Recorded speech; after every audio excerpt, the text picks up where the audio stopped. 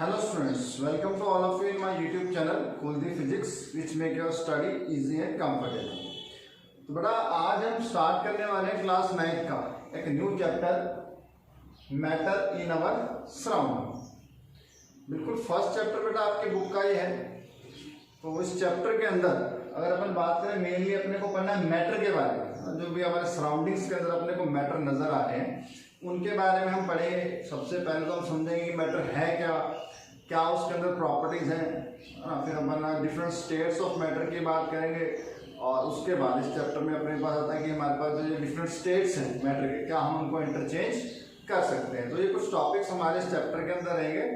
तो आज की वीडियो के अंदर हम स्टार्ट करते हैं। सबसे पहले हम बात करते हैं कि व्हाट इज मैटर, मैटर है क्या। तो बेटा अगर मैटर की बात की जाए, आप अपने सराउंडिंग में जितनी भी चीजें देख रहे हो, जिस भी मटेरियल से बनी है, साइंटिस्ट उसको मैटर कहते हैं। चाहे उसमें आप एयर की बात कर लो, फूड की बात कर लो, क्लाउड्स हो गए, अर्थ होगी, वाटर हो गया, है ना, एवरीथिंग जो आपको अपने चारों तरफ नजर आ रहा है आप कह सकते हो वो सभी क्या है, मैटर है। ठीक है। और बेटा एक चीज आप और ऑब्जर्व कर सकते हो, जितनी भी चीजें आपको नजर आ रही हैं जिनको आप मैटर कह रहे हो, वो मैटर कुछ ना कुछ स्पेस ऑक्यूपाई करते हैं, कुछ ना कुछ जगह घेरते हैं, मतलब उनके अंदर कुछ ना कुछ वॉल्यूम होता है और कुछ ना कुछ उनका मास भी होता है। तो बेटा यहाँ से हम मैटर की डेफिनेशन देते हैं, anything which occupy space and have mass is called matter. ठीक, तो स्टार्ट करते हैं। What is matter. मैटर के सबसे पहले डेफिनेशन की बात करें, एनीथिंग दैट ऑक्यूपाइज स्पेस, कोई भी वो चीज जो जगह घेरती हो, जो थोड़ी बहुत स्पेस ऑक्यूपाई करती हो, मतलब जिसके अंदर कुछ वॉल्यूम हो, एंड हैज मास, और जिसके अंदर कुछ मास हो, ऐसी कोई भी चीज that occupy space and has mass and is felt by senses is called matter. ऐसी कोई भी चीज जो स्पेस ऑक्यूपाई करती हो, उसके अंदर मास हो, and is felt by senses, और जिसको आप अपने सेंस से फील कर सकते हो। सेंस जैसे टच करके, देख के, स्मेल करके, है ना, अपने सेंसेस से अगर आप उसको फील कर सकते हो तो उन सभी चीजों को हम क्या कहते हैं, मैटर। और आप अगर बात करो, आप अपने सराउंडिंग में चारों तरफ अगर देखते हो तो जो भी चीज आपको नजर आती है तो मैं कह सकता हूँ सभी चीजें मैटर से बनी हुई। ठीक, बड़ा एंशिएंट टाइम में, पुराने समय में हमारे पास कुछ इंडियन फिलोसफर थे, उन्होंने इस मैटर को क्लासिफाई करने की कोशिश की कि मैटर क्या होता है। तो बेटा उन्होंने अपने कह सकते हैं उस टाइम से जो मैटर है उसको क्लासिफाई किया कि हमारे पास बेसिक 5 तत्व, 5 एलिमेंट्स हैं। जो भी चीजें इन 5 एलिमेंट्स से बनी हुई वो सभी मैटर होते हैं। इन 5 एलिमेंट्स को अपन कहते हैं पंच तत्व। तो matter is the form of 5 basic elements. Matter की अगर बात करें, पुराने समय में जो हमारे फिलोसफर रहे हैं उन्होंने कहा कि मैटर क्या है, 5 बेसिक एलिमेंट्स से बनी हुई कोई भी चीज है वो मैटर होगी। द पंच तत्व, जिनको आप कहते हो बेटा पंच तत्व, जिसके अंदर हमारे पास एयर, जिसको आप वायु, अर्थ, धरती, फायर, अग्नि, स्काई, आकाश, वाटर, जल। ठीक है। तो ये अपन क्या कहते हैं, 5 चीजें, एयर, अर्थ, फायर, स्काई और वाटर, इनको हम कहते हैं पंच तत्व। और बेटा हमारे जो पुराने एंशिएंट टाइम में इंडियन फिलोसफर रहे या कुछ ग्रीक फिलोसफर रहे, वो भी इसी तरीके से क्लासिफाई करते थे कि 5 चीजों से जो भी चीज बनी है उसको हम कहते हैं मैटर। लेकिन अब बेटा अभी जो मॉडर्न साइंस है इसमें हम जो क्लासिफिकेशन करते हैं मैटर्स की, वो 2 तरीके से करते हैं। या तो उनकी फिजिकल प्रॉपर्टीज के ऊपर बेसिस हम उनकी क्लासिफिकेशन करते हैं, या फिर हम उनकी केमिकल प्रॉपर्टीज के हिसाब से उनकी क्लासिफिकेशन करते हैं। तो बेटा इस फर्स्ट चैप्टर के अंदर आपको जो क्लासिफिकेशन यहाँ पे मैटर्स की करनी है on the basis of their physical properties. और फिजिकल प्रॉपर्टीज की अगर अपन बात करें, वो प्रॉपर्टीज होती हैं जो आपको बाहर से नजर आती है, जैसे कोई चीज हार्ड है, उसकी शेप कैसी है, कलर कैसा है, ये सब चीजें इनको अपन कहते हैं फिजिकल प्रॉपर्टीज। तो केमिकल प्रॉपर्टीज के हम आगे किसी चैप्टर में बात करेंगे, लेकिन इस चैप्टर में आपको सिर्फ फिजिकल प्रॉपर्टीज के ऊपर बेसिस बताना है मैटर क्या होता है, कितने इसके टाइप्स हैं। तो ये तो बेटा मैटर के बारे में हुआ, anything which occupy space and have mass and can be felt by senses is called matter, उसको हम कहते हैं मैटर। फिर फिजिकल नेचर ऑफ मैटर, अगर हम जानना चाहें कि जो मैटर है, कोई भी चीज है, उसका फिजिकल नेचर क्या है, किससे वो बनी है, तो इसमें अगर अपन बेटा फर्स्ट बात करें, matter is made up of particles. जो मैटर है, कोई भी मैटर हो, वो पार्टिकल से बना हो, है ना। कई लोगों को जैसे लगता है हमारे पास मार्कर है, ये पार्टिकल से नहीं बना हुआ, ये कंटिन्यूस ऑब्जेक्ट लगता है, ये कंटिन्यूस ऑब्जेक्ट है, इससे ही हमारे पास जो है मार्कर बना हुआ है। लेकिन बेटा एक्चुअल में हमारे पास ये कंटिन्यूस नहीं है, इसको अगर आप ब्रेक डाउन करते जाओ, तोड़ो, तो आप लास्ट में चेक करोगे जो भी अपने पास मैटर होता है वो स्मॉल स्मॉल पार्टिकल से मिलकर बना होता है। उसके लिए समझने के लिए बेटा आपकी बुक के अंदर एक एक्टिविटी दे रखी है, डायग्राम के ऊपर शो हो रहा है। तो इस एक्टिविटी में क्या है बेटा, आपने एक ग्लास लिया, ठीक है, और उसके अंदर वाटर फिल कर दिया, और आप इसके अंदर बेटा छोटे छोटे डॉट्स देख रहे हो, वो डॉट्स एक्चुअल में कह सकते हैं वाटर के पार्टिकल्स को रिप्रेजेंट कर रहे हैं, और वो भी जब आपने उनको मिलियंस टाइम मैग्नीफाई करा तब दिखा रखा है। एक्चुअल में इतने बड़े पार्टिकल्स नहीं होते हैं, वो आपको कह सकते हैं अनएडेड आई से विजिबल भी नहीं होते हैं, बिना माइक्रोस्कोप के आप उनको नहीं देख सकते हो। तो फर्स्ट अपन ने एक पानी लिया ग्लास के अंदर, उसको आधा फिल कर दिया, उसके बाद बेटा उसके अंदर आप सॉल्ट, 1 चम्मच सॉल्ट ऐड कर दो। आपको करना है, पहले जब आपने पानी फिल किया उसका वाटर लेवल मार्क कर दो कि कहाँ तक पानी, उसके बाद बेटा जब उसके अंदर सॉल्ट मिलाएंगे, सॉल्ट पहले नीचे सेटल होगा, फिर आप उसको स्टिर कर दो, हिलाने से कह सकते हैं जो सॉल्ट है उसके जो पार्टिकल्स हैं वो सारे जो वाटर पार्टिकल्स हैं उनके बीच में जाके इंटरमिक्स हो जाएंगे। आपको सॉल्ट डालने के बाद में चेक करना है क्या जो वाटर है उसका लेवल राइज हुआ या नहीं हुआ, ठीक है बेटा। तो इस केस में बेटा आप चेक करोगे कि जो हमारे पास आप जो सॉल्ट ऐड कर रहे हो वाटर के अंदर, उस सॉल्ट को ऐड करने से वाटर का लेवल राइज नहीं होगा। क्यों नहीं होगा, तो यहाँ पे अपन देख सकते हैं कि हमारे पास जो वाटर के पार्टिकल्स हैं उनके बीच में स्पेस है, और उस स्पेस के बीच में जो खाली जगह है वहीं पे अपने पास जो सॉल्ट के पार्टिकल्स हैं वो छोटे छोटे बीच में जाके उनके जगह घेर लेते हैं। तो कह सकते हैं जो फ्री स्पेस थी उसी के अंदर पार्टिकल आ गए, जिसकी वजह से अपने पास वाटर का लेवल राइज नहीं करेगा। तो बेटा इस एक्टिविटी से अपन कह सकते हैं matter is made up of particles, कि कोई भी मैटर है वो किससे बना हुआ, small small tiny tiny particle से बना हुआ, ठीक है। सेकेंड जो अपन इसके बारे में चीज देखना चाहते हैं कि अगर पार्टिकल से एक चीज पता लगा कि मैटर पार्टिकल से बना हुआ, फिर अगर अपने को चेक करना है कि पार्टिकल का साइज कितना है, कितने स्मॉल है, ये अगर अपन जानने की कोशिश करें तो बेटा अपन बात करते हैं the particle of matter are very small. इतने स्मॉल है, आपकी इमेजिनेशन से भी स्मॉल है, आप कितना इमेजिन कर सकते हो, ज्यादा से ज्यादा कह सकते हो इतना छोटा, इतने छोटे से भी बहुत छोटे अपने पास ये पार्टिकल होते हैं, आपको नजर भी नहीं आते, इतने छोटे पार्टिकल्स होते हैं। इसको समझने के लिए भी एक एक्टिविटी आपके बुक के अंदर दे रखी है, जिसके अंदर आप बता सकते हो कि जो मैटर है इसके पार्टिकल्स कितने स्मॉल हो सकते हैं, आइडिया अपन लगा सकते हैं। तो उसके लिए बेटा अगर आप देखो, आपको करना क्या है कि आप कंटेनर ले लो, ठीक है, और 100 ml उसके अंदर वाटर ले लो, और उसके अंदर फिर अपन क्या करेंगे, 2-3 क्रिस्टल जो है पोटेशियम परमैंगनेट के ले लेंगे। पोटेशियम परमैंगनेट की अगर अपन बात करें बेटा, इसके क्रिस्टल्स छोटे छोटे क्रिस्टल्स आते हैं, और इन क्रिस्टल्स का कलर एक पर्पल कलर होता है, एकदम जैसे रूह अफ़ज़ा का कलर होता है ना, पर्पल कलर, उस तरीके का कलर अपने पास पोटेशियम परमैंगनेट का होता है। आपको करना क्या है, 100 ml वाटर के अंदर आपने वो 1-2 क्रिस्टल पोटेशियम परमैंगनेट के डाल दें। अब बेटा जैसे आप वो क्रिस्टल वाटर के अंदर डालोगे, वाटर के अंदर कलर आ जाएगा, है ना, एकदम डार्क कलर आएगा। अब आपको करना क्या है, एक सेकंड बीकर लेना है जिसके अंदर 90 ml बिल्कुल साफ पानी, कुछ नहीं मिलाया होगा, प्योर वाटर आपने ले लेना है। और जो पहले आपने बीकर के अंदर 100 ml के अंदर जो पोटेशियम परमैंगनेट डाला था जिसके अंदर कलर आ गया, उसमें से 10 ml वाटर लेना है और अगले बीकर के अंदर डाल देना जिसके अंदर 90 ml प्योर वाटर है। बट जैसे आप उसके अंदर डालोगे, आप देखोगे जो 90 ml वाटर आपने लिया था उसके अंदर भी कलर आ जाएगा, लेकिन वो पहले बीकर से थोड़ा लाइट होगा, हल्का होगा। फिर इस एक्टिविटी को रिपीट करेंगे। इस सेकंड बीकर से 10 ml सैंपल आपने लिया और थर्ड बीकर के अंदर 90 ml प्योर वाटर ले लेंगे और उसके अंदर ऐड कर देंगे।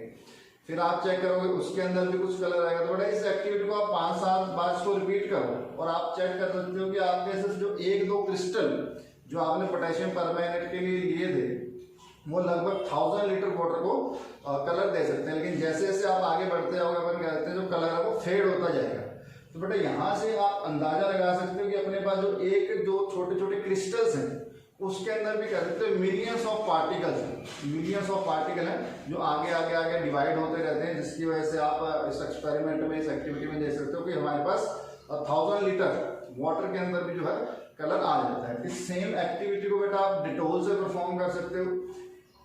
1 या 2 ml आप डिटोल ले लो और उस डिटोल को बेटा वाटर के अंदर ऐड करो, फिर उसको नेक्स्ट बीकर के अंदर ऐड करो, नेक्स्ट बीकर के अंदर ऐड करो। आप चेक करो इस एक्टिविटी को आप 8-10 बार परफॉर्म करो तो लास्ट बीकर तक भी जो डिटॉल है उसकी स्मेल को आप फील कर सकते हो। अपन कह सकते हैं उस 1 या 2 ड्रॉप हमारे पास जो डिटॉल है उसके अंदर भी मिलियंस ऑफ जो है पार्टिकल्स हैं, जिसकी वजह से उनकी स्मेल काफ़ी, आप कह सकते हो उनको डाइल्यूट करने के बाद भी उनकी स्मेल आपको फील होती है।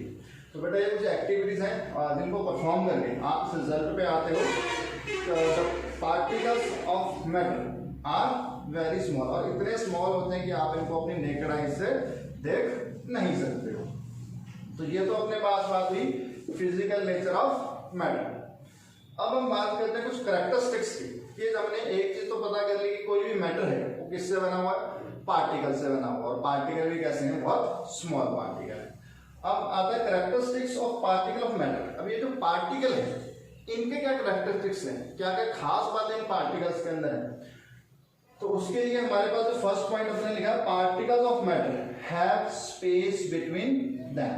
जो पार्टिकल्स हैं मैटर के, इनके बीच में स्पेस होती है। तो बेटा ये अभी हमने जैसे बात की, जैसे कि अपन ने वाटर के अंदर, या फिर आप जो अपन ने 2 एक्टिविटीज अभी बात की है, वाटर के अंदर अपन ने सॉल्ट ऐड किया, या फिर आप पोटेशियम परमैंगनेट की बात करो, तो बड़ा इस केस में होता क्या है, हमारे पास जो एक चीज के पार्टिकल है दूसरी चीज के पार्टिकल के अंदर इंटरमिक्स हो जाते हैं।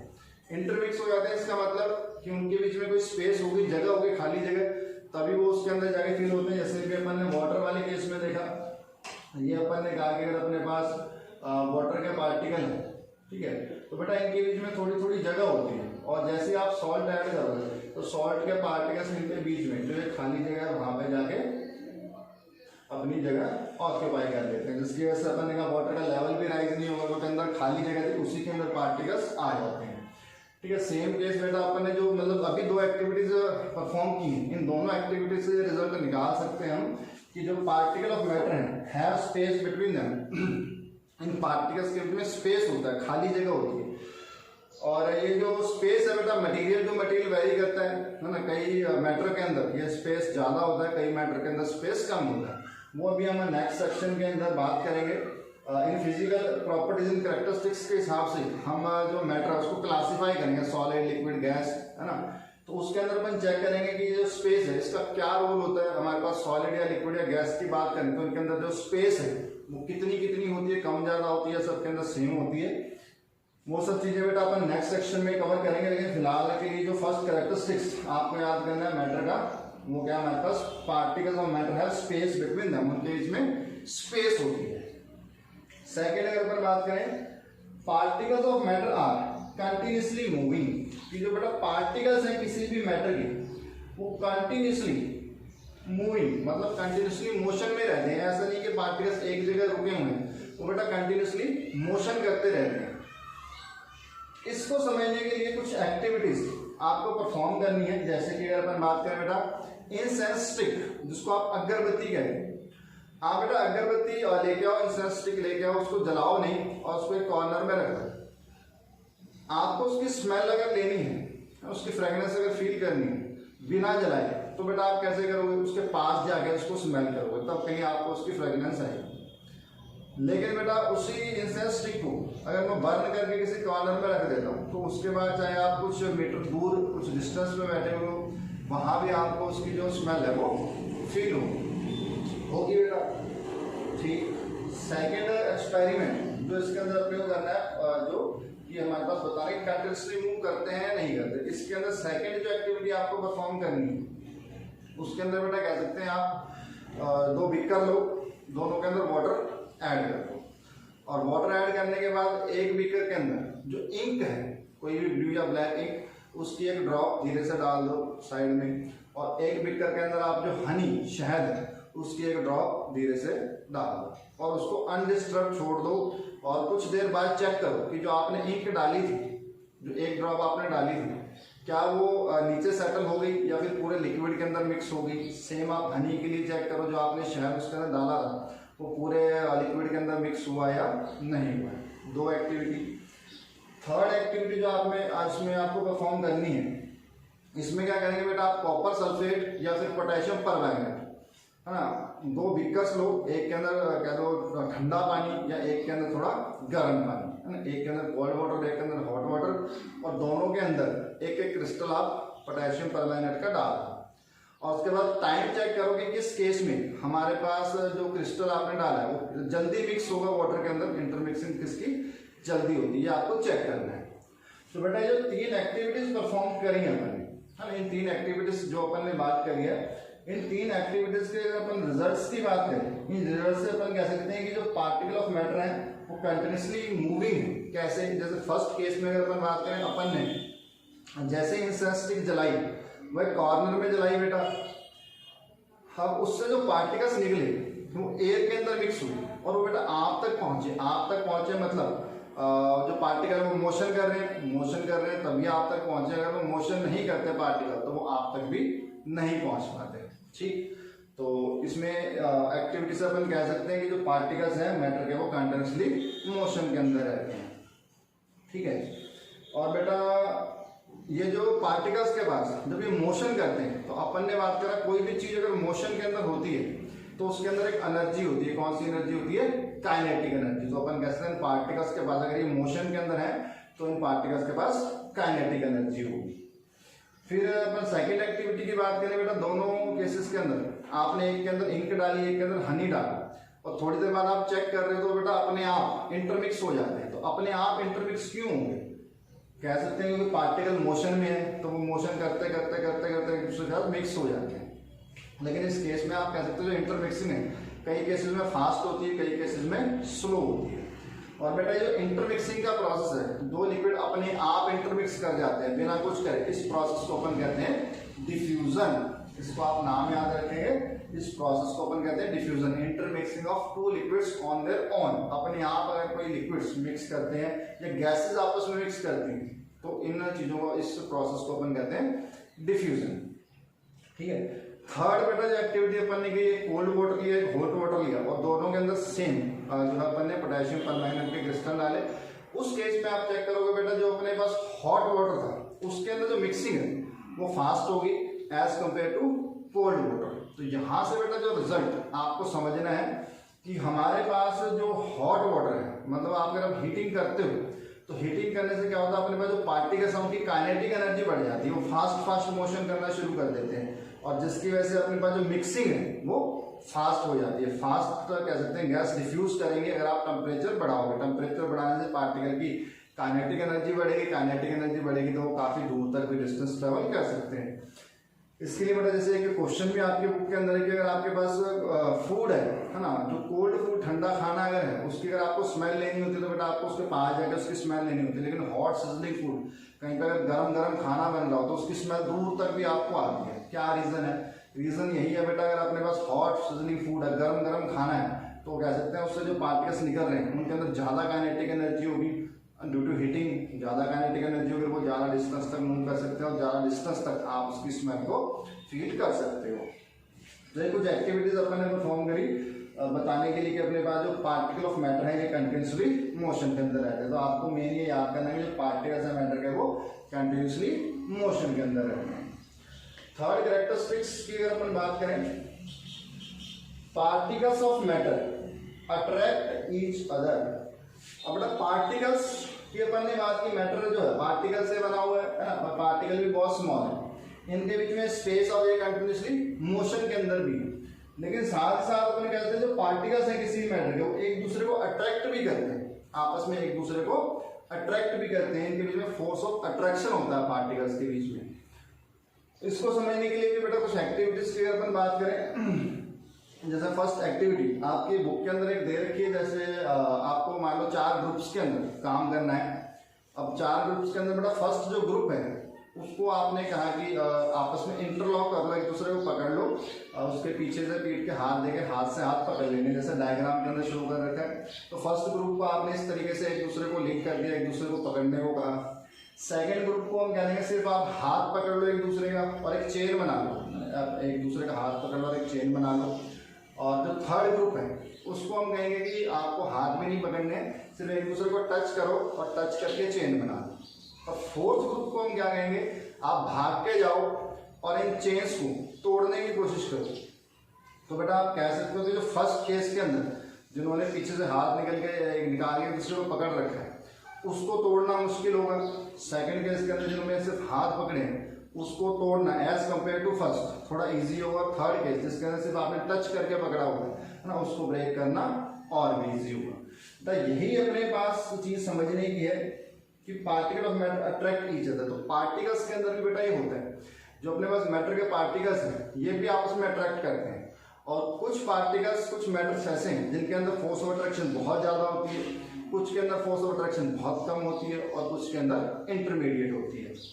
एक सेकंड एक्टिविटी की अगर अपन बात करें, एक बेटा आप आयरन नेल ले लो है ना, और एक चॉक का पीस ले लो और एक रबर ले लो और तीनों को ब्रेक करने की कोशिश करो विद हैमरिंग करो या खींचो उनको, है ना, कि उनको ब्रेक करने की कोशिश करो। तो बेटा आप चेक कर सकते हो इस केस में हमारे पास जो आयरन नेल है वो हैमरिंग से, खींचने से ब्रेक नहीं होता। तो इस केस में अपन कह सकते हैं जो आयरन है वो जिस मैटर से बना हुआ है उस मैटर के पार्टिकल्स के वजह से फोर्स ऑफ अट्रैक्शन बहुत ज़्यादा है, जिसकी वजह से वो आप उसको इजीली ब्रेक नहीं कर सकते। तो चॉक का केस हो गया बेटा, उसके अंदर जो पार्टिकल्स हैं उनके वजह से फोर्स ऑफ अट्रैक्शन कम होती है, आप हैमरिंग करोगे तो या उसको ब्रेक करने की कोशिश करोगे तो वो ब्रेक हो जाता है। सिमिलर आप रबर के केस में भी कह सकते हो, जो पार्टिकल्स हैं आप उसको खींचते हो, खींच के छोड़ोगे तो वापस अपनी शेप के अंदर आया था, मतलब उसके जो पार्टिकल्स हैं वो एक दूसरे को खींच रहे हैं अपनी तरफ, तो आपने उनको फोर्स लगाया, खींच तो दिया, जैसे आप फोर्स हटाओगे वापस से वो एक दूसरे को अट्रैक्ट करके अपनी शेप को रीगेन कर लेंगे।